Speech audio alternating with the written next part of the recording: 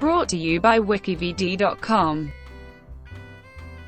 Rod Serling. Rodman Edward Rod Serling was an American screenwriter, playwright, television producer, and narrator known for his live television dramas of the 1950s, and his science fiction anthology TV series, The Twilight Zone. Serling was active in politics, both on and off the screen, and helped form television industry standards.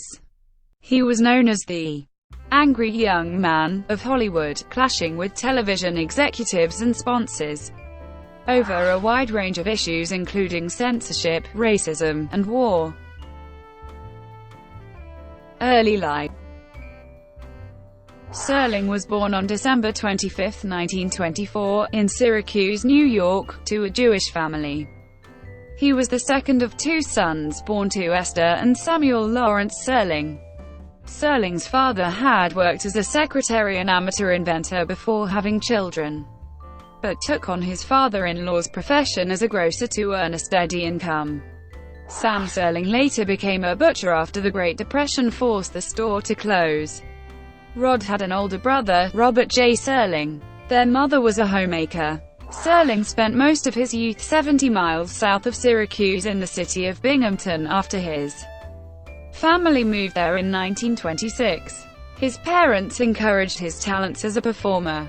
Sam Serling built a small stage in the basement, where Rod often put on plays. His older brother, writer Robert, recalled that, at the age of 6 or 7, Rod entertained himself for hours by acting out dialogue from pulp magazines and movies he had seen. Rod often talked to people around him without waiting for their answers. On a 2-hour-long trip from Binghamton to Syracuse, the rest of the family remained silent, to see if Rod would notice their lack of participation. He did not, talking non-stop through the entire car ride. In elementary school, Serling was seen as the class clown and dismissed by many of his teachers as a lost cause. However, his 7th grade English teacher, Helen Foley, encouraged him to enter the school's public speaking extracurriculars. He joined the debate team and was a speaker. At his high school graduation, he began writing for the school newspaper, in which, according to the journalist Gordon Sander, he established a reputation as a social activist. He was also interested in sports and excelled at tennis and table tennis. When he attempted to join the varsity football team, he was told he was too small at 5 feet 4 inches tall. Serling was interested in radio and writing at an early age. He listened to various radio programs, especially thrillers with a fantasy or horror feel. Archo Bowler and Norman Corwin were two of his favorite writers. He also did some staff work at a Binghamton radio station. Tried to write but never had anything published. He was accepted into college during his senior year of high school. However, the United States was involved in World War II at the time, and Serling decided to enlist rather than start college immediately after he graduated from Binghamton Central High School in 1943. Military service. As editor of his high school newspaper, Serling encouraged his fellow students to support the war effort. He wanted to leave school before graduation to join the fight, but his civics teacher talked him into graduating. War is a temporary thing, Gus Youngstrom told him. It ends. An education doesn't. Without your degree, where will you be after the war? Serling enlisted in the U.S. Army the morning after high school graduation, following his brother Robert.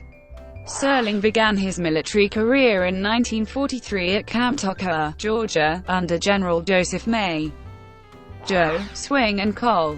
Orrin D. Hard Rock Haugen, and served in the 511th Parachute Infantry Regiment of the 11th Airborne Division.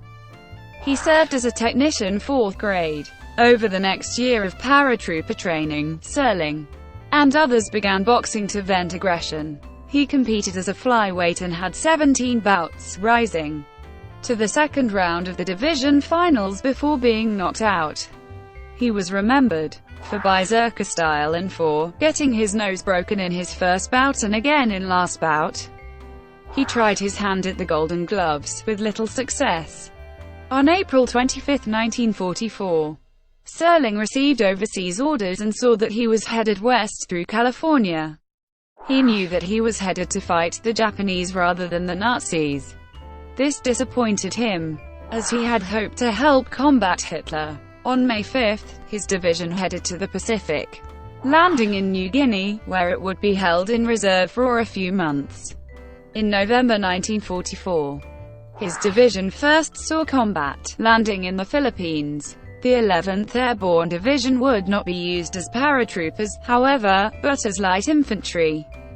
During the Battle of Leyte, it helped mop up after the 5 divisions that had gone ashore earlier. For a variety of reasons, Serling was transferred to the 511th Demolition Platoon, nicknamed the Death Squad, for its high casualty rate. According to Sergeant Frank Lewis, leader of the Demolition Squad, he screwed up somewhere along the line. Apparently he got on someone's nerves. Lewis also judged that Serling was not suited to be a field soldier. He didn't have the wits or aggressiveness required for combat. At one point, Lewis, Serling, and others were in a firefight, trapped in a foxhole. As they waited for darkness, Lewis noticed that Serling had not reloaded any of his extra magazines. Serling sometimes went exploring on his own, against orders, and got lost. Serling's time in Leyte shaped his writing and political views for the rest of his life. He saw death every day while in the Philippines, at the hands of his enemies and his allies, and through freak accidents such as that which killed another extroverted Jewish private, Melvin Levy. Levy was delivering a comic monologue for the platoon as it rested under a palm tree, when a food crate was dropped from a plane above, decapitating him. Serling led the funeral services for Levy and placed a Star of David over his grave. Serling later set several of his scripts in the Philippines, and used the unpredictability of death as a theme in much of his writing. Serling returned from the successful mission in Leyte with 2 wounds, including one to his kneecap, but neither kept him from combat when General Douglas MacArthur deployed the paratroopers for their usual purpose on February 3, 1945. Colonel Haugen led the 511th Parachute Infantry Regiment as it landed on Tagaytay Ridge, met up with the 188th Glider Infantry Regiment and marched into Manila. It met minimal resistance until it reached the city, where Vice Admiral Sanjay Wabuchi had arranged his 17,000 troops behind a maze of traps and guns, and ordered them to fight to the death. During the next month, Serling's unit battled block by block for control of Manila. When portions of the city were taken from Japanese control, local civilians sometimes showed their gratitude by throwing parties and hosting banquets. During one of these parties, Serling and his comrades were fired upon, resulting in many soldier and civilian deaths. Serling, still a private after 3 years, caught the attention of Sergeant Lewis when he ran into the line of fire to rescue a performer who had been on stage when the artillery started firing.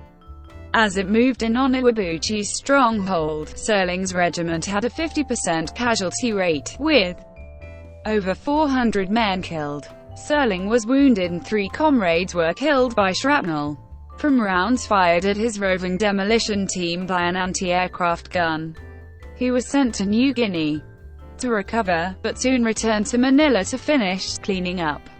Serling's final assignment was as a part of the occupation force in Japan. During his military service, Private Serling was awarded the Purple Heart, the Bronze Star, and the Philippine Liberation Medal. Serling's combat experience affected him deeply and influenced much of his writing. It left him with nightmares and flashbacks for the rest of his life. He said, "I was bitter about everything and at loose ends. When I got out of the service, I think I turned to writing to get it off my chest." Thank you for watching. Brought to you by WikiVidi.com. Please like and subscribe below.